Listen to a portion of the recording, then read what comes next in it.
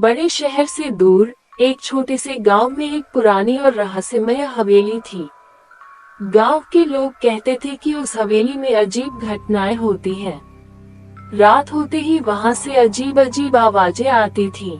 किसी ने उस हवेली में रहने की हिम्मत नहीं की। हवेली में जाने की सोचते ही लोग कांप जाते थे। रमेश, एक नवयुवक जो हाल ही में गांव आया था, इन कहानियों पर विश्वास नहीं करता था। वह एक साहसी और जिज्ञासु लड़का था। उसने तय किया कि वह इस रहस्य का पर्दाफाश करेगा। एक दिन वह दिन के उजाले में हवेली के पास गया और देखा कि हवेली के दरवाजे पर ताला लगा हुआ था। ताला काफी पुराना था और जंग खा चुका था। रमेश ने ताला तोड़ दिया और अंदर चला गया। हवेली के अंदर का दृश्य बहुत डरावना था। हर जगह धूल और मकड़ी के जाले थे। कमरे के अंदर फर्नीचर टूटे फूटे और इधर उधर बिखरे पड़े थे। हर कोने से अजीब सी बदबू आ रही थी। रमेश ने घर के चारों ओर घूमना शुरू किया। तभी उसे एक कमरे में एक पुरानी डायरी मिली। डायरी के पहले पन्ने पर लिखा था, ये डायरी इस हवेली के भूतिया होने की सच्चाई को बताती है। रमेश ने डायरी पढ़नी शुरू की।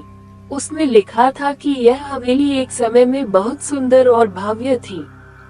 हवेली के मालिक राजा विक्रम सिंह एक अमीर और शक्तिशाली व्यक्ति थे, लेकिन उनकी पत्नी रानी सुमन को एक अज्ञात बीमारी ने घेर लिया।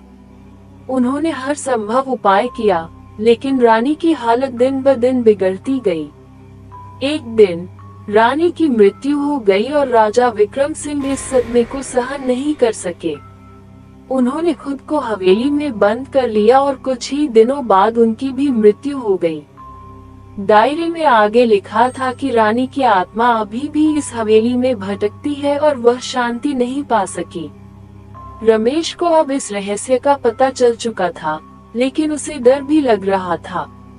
तभी उसे पीछे से किसी की आवाज सुनाई दी। उसने मुड़कर देखा, लेकिन वहाँ कोई नहीं था। अचानक हवा का तेज झोंका आया और खिड़कियां जोर जोर से बजने लगी। रमेश को अब यकीन हो गया कि यह हवेली सच में भूतिया है। रमेश ने वहां से भागने की कोशिश की, लेकिन जैसे ही वह दरवाजे के पास पहुंचा, दरवाजा अपने आप बंद हो गया। रमेश ने दरवाजा खोलने की कोशिश की, लेकिन वह खुल नहीं सका। उसे अब एहसास हुआ कि वह फंस चुका है।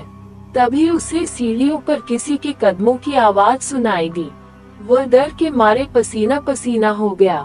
सीढ़ियों पर एक सफेद साया उतरता हुआ दिखाई दिया। वह साया धीरे धीरे रमेश की ओर बढ़ने लगा। रमेश ने हिम्मत जुटाकर पूछा, कौन हो तुम? साया बोला, मैं रानी सुमन की आत्मा हूँ। मुझे मुक्ति चाहिए। रमेश ने हिम्मत दिखाते हुए पूछा, मैं तुम्हारी मदद कैसे कर सकता हूँ? रानी की आत्मा ने कहा, मेरी मुक्ति के लिए तुम्हें मेरे पति राजा विक्रम सिंह की आत्मा को शांत करना होगा।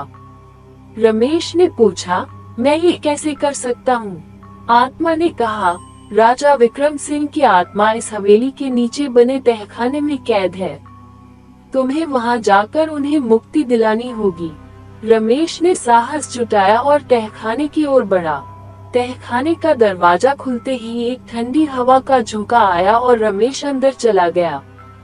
तहखाने में अंधेरा था, लेकिन रमेश ने अपनी टॉर्च जलाकर रास्ता देखा। वहाँ एक पुरानी कब्र थी। कब्र पर राजा विक्रम सिंह का नाम लिखा हुआ था। रमेश ने कब्र के पास जाकर प्रार्थना की और राजा विक्रम सिंह की आत्मा को शांति की कामना की। अचानक तहखाने में रोशनी फैल गई और राजा विक्रम सिंह की आत्मा प्रकट हुई। राजा विक्रम सिंह की आत्मा ने रमेश का धन्यवाद किया और कहा, तुमने मुझे और मेरी पत्नी को मुक्ति दिलाई है। अब हम दोनों शांति से जा सकेंगे। ये कहते ही राजा विक्रम सिंह की आत्मा गायब हो गई और तहखाने का दरवाजा अपने आप खुल गया। रमेश ने ऊपर जाकर देखा कि रानी सुमन की आत्मा भी अब मुक्त हो चुकी थी। उसने रमेश को धन्यवाद दिया और हवेली से विदा ली। अब हवेली में शांति थी। रमेश ने गांव वालों को इस पूरी घटना के बारे में बताया। गांव के लोग अब हवेली से डरते नहीं थे और उन्होंने हवेली को साफ सुथरा कर दिया। इस घटना के बाद रमेश गांव में ही बस गया और गांव के लोग उसे एक हीरो की तरह मानने लगे।